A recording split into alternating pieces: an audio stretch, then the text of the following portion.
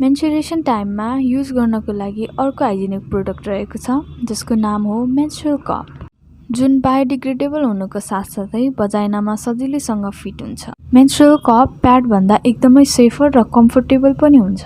एउटा बक्सभित्र menstrual cup, cotton क्यारी pouch, user manual र pamphlet सहित र्याप गरिएको हुन्छ। कोपा भर्सनमा बनेको 108 मोडेलको मेन्स्ट्रुअल कप स्मल र लार्ज गरी दुई साइजमा अभाइलेबल छ। स्मल साइजको मेन्स्ट्रुअल कपको डायामिटर 42 मिलिमिटर हुन्छ भने लार्ज साइजको मेन्स्ट्रुअल कपको डायामिटर 46 मिलिमिटर हुन्छ।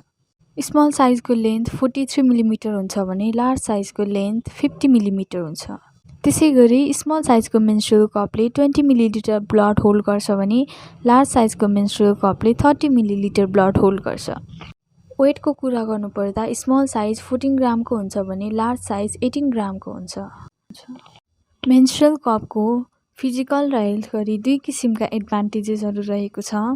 फिजिकल एडभान्टेजमा तपाईँ सजिलैसँग स्विमिङ, रनिङ, योगा गर्न सक्नुहुन्छ भने हेल्थ एडभान्टेजेसमा इरिटेसन र लिकेज फ्री, नो र्यासेस, दुर्गन्धित हुँदैन र तपाईँ आफ्नो पिरियड टाइममा आउनु जस्तो फिल पनि हुँदैन। मेन्स्ट्रुअल कप युज गर्ने तरिकाहरू।